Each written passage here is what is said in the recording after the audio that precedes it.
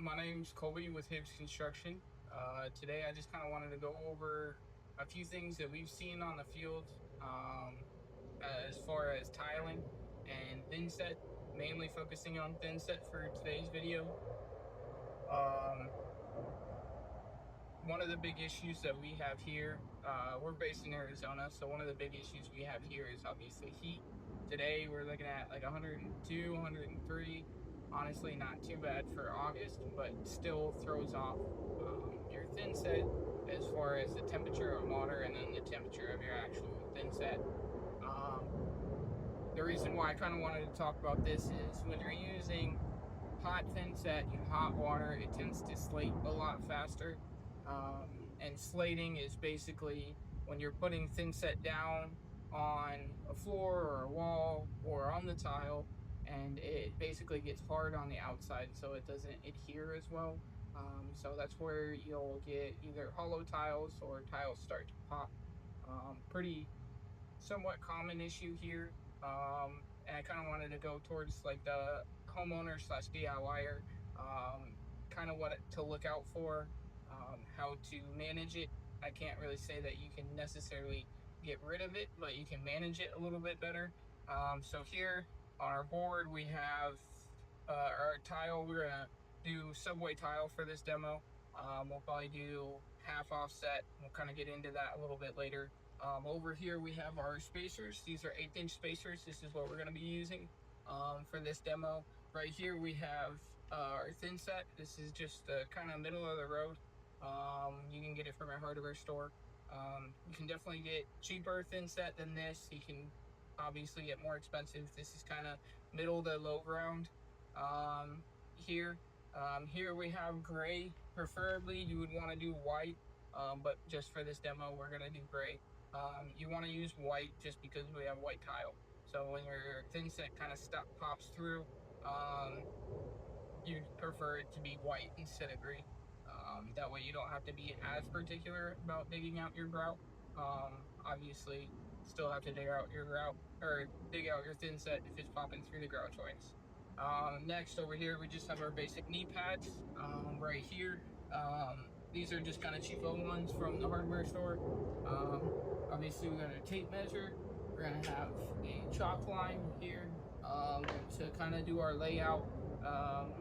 We'll do a 50-50 offset, and so we'll put a straight line down on the board. That way we know where the next tile is going to be to make everything straight. Over here we have our trowel. This is a Euro trowel. Usually use it for much larger tiles, but we've kind of gotten used to it, so we just use this one. Get a little bit more height out of it. And it tends to stick very well. Stick to tile, stick to whatever board, wall, or floor you're doing. This is a 1/4 by 1/4 trowel. That's what we're going to be using today. And then we have our bucket scoop here. When we're doing our thinset, just to kind of plop it down on our board. We like to use these. You don't see them too much on the field, but we like to use them just because we can get more thinset on the floor faster. That's why we use it. And then we have our standard margin trowel here. Pretty basic, just in case you need to scoop a little bit at a time or scraping tiles or anything like that. You have your margin trowel. Basic pencil here. That one's pretty self-explanatory. Over here we have our mixing paddle for our drill mixer.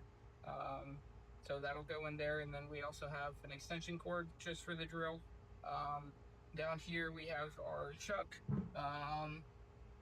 just to tighten up that mixing paddle. Yeah. This is the part where we actually start mixing thinset. I usually start with a pretty full bucket of water here, and then we're only going to be doing a little bucket. It shouldn't be too big. I mean, we'll probably do a 1/4 of a bucket, maybe a little bit less than that, uh, somewhere in there. I like to start with water first before I put the thinset. I think it makes it easier. In my experience, it makes it easier to get all the thinset from the bottom, because sometimes when you add thinset first and then water after, you're really digging in with the mixer to get the corners. pretty much have to dig in to get the corners anyways, but this seems to help a little bit. So we'll do that, and then we'll start mixing Thinset, get some of this in there, and of course I missed some, which is fun. We'll do it something like that. Get our mixture over here. Just start mixing it.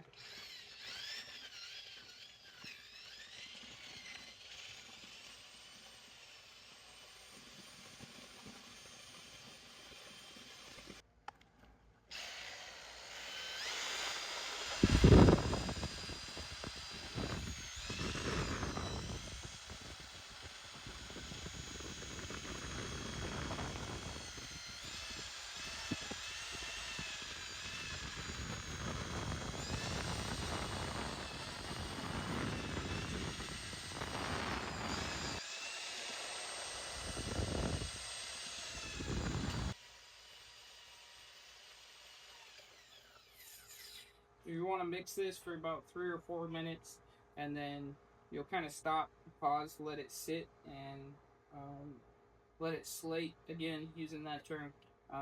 Here in the slating in this bucket, it's gonna kind of get hard on top. That's kind of what we're looking for. Consistency wise, a lot of thin sets are different, but overall, you want to look for basically the consistency of peanut butter, but not the crunchy kind. So you don't want the little balls of Thinset in there. If you have them, it's not the end of the world, but you really want to get most of them out, if not all of them. So that's kind of what we shoot for. With this mixer, it goes forward and reverse. So sometimes, most of the time, I'll switch it to reverse before I'm done mixing, and it kind of pulls the mixer down to the bottom of the bucket and kind of gets those corners really good. So I'll do that. I also usually keep a sponge in my water bucket just in case I need to add a little bit. So like right now, this is a little bit drier than I would like it to be. So I'll just try to kind of wring the sponge out a little bit in there. Should be good.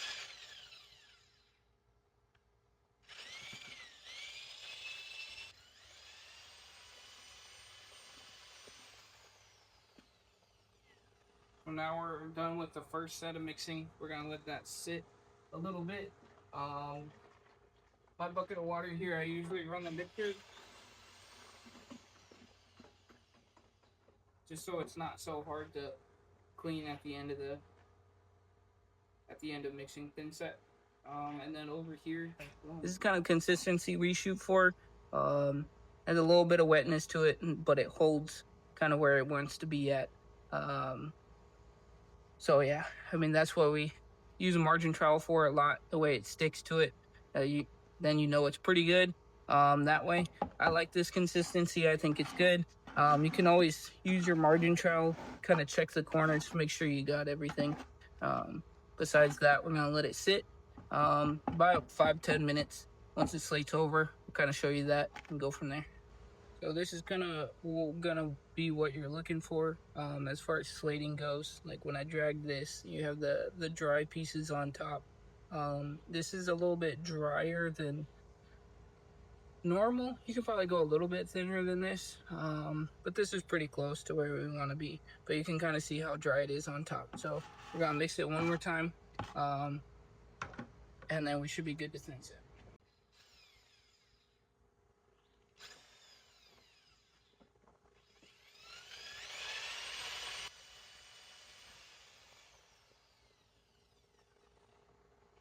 So we should be good there. Mix it for a couple more minutes.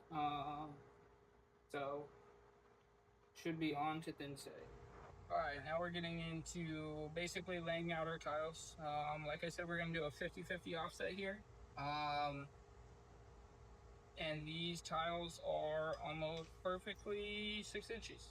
We're going to do an 1/8 inch spacer there too, so we have to account for that once we get going. Right here, I just have my 6-inch mark, so I'm just going to start 6 inches off this board, and then I'll take it 3 inches.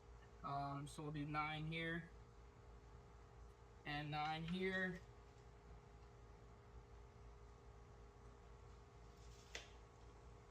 And then we'll just take our line, go off of there, snap it just so we have somewhere to go. Just about 3 inches there should be good for this demo. Now we'll just kind of start laying out our tiles, go from there. I almost always keep a bucket of water nearby with a sponge, especially for this. These tiles are outside, so they aren't straight out of the box. So kind of make sure that you get these clean so the Thinset can actually stick to it. Same with what you're going to. As you can see, this was pretty dirty, so just from me stepping on it. So I want to make sure that that's all cleaned up there, at least for the most part.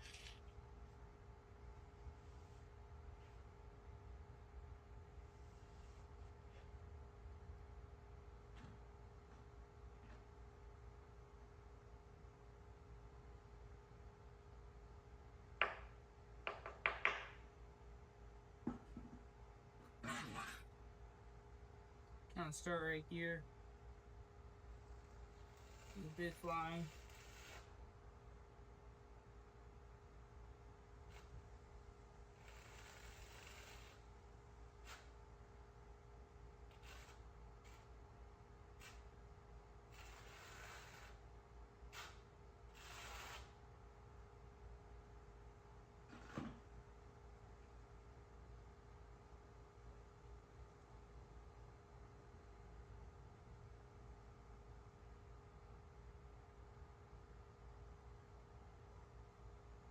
And when you're starting here, just to kind of get a good idea of how good my Thinset's doing, making sure I get enough pressure down on it, help pop this tile.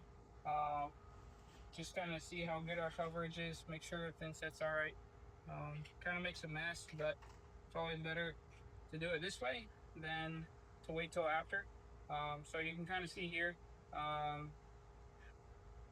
this line here, not too much there, so we could probably go a little bit thicker, or I can go push the Thinset a little bit down further with the tile, so I'll probably do that. And when you're doing subway tiles like this too, you can always back butter them. Back butter is basically taking Thinset and going on the tile, go here. It doesn't have to be too thick because we're not using it as the base, we're just getting it so it has a good coat there. And then we'll take this, move this one down over here, that way redo this part.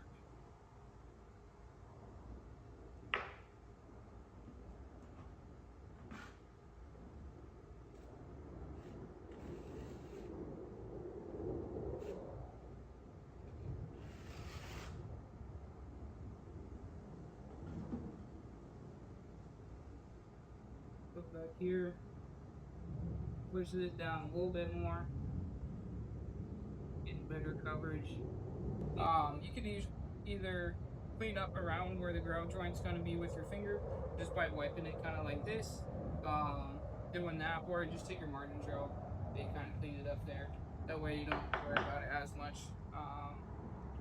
Try to clean up your Thinset as you go as much as possible. It makes it easier to clean up afterwards and once it's all dried out, because that's not nearly as fun.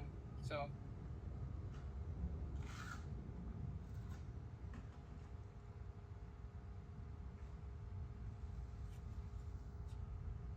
I'm doing this kind of as if this is going to be on a wall here.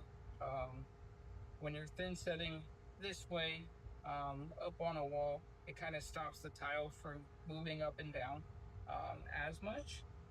So that's kind of why you usually want to keep it in the same direction.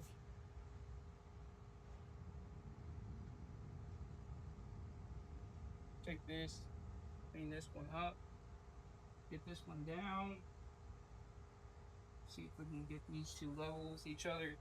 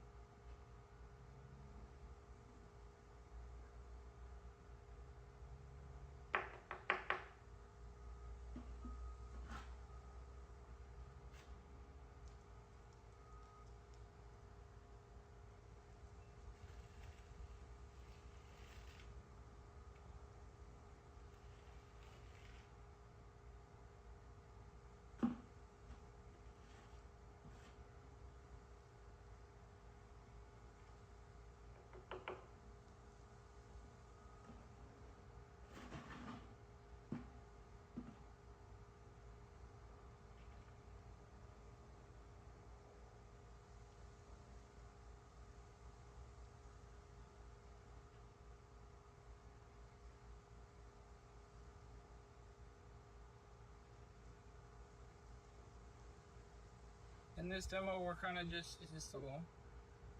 In this demo, we're just using the regular spacers. For this, it kind of works. It did a decent job, and then you can kind of see where the level is, just kind of based on where these are at, as far as being flat with each other. This smallest scale is pretty easy to keep things straight, but when you're using bigger tiles, we'll go with the leveling clips, which I'll bring those out over here, so you get an idea of those.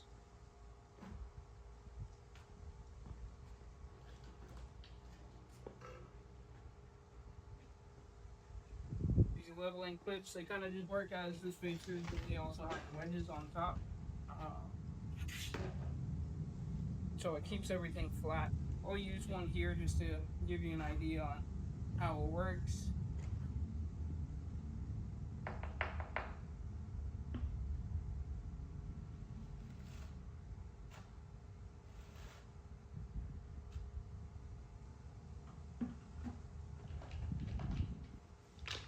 They're kind of overkill for this situation, but I use them anyways.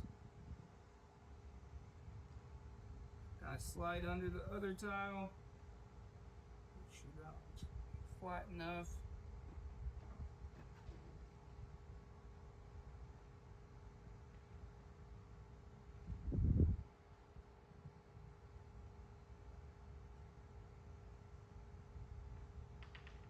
And then when we go to do this tile, kind of sits on top of these spacers.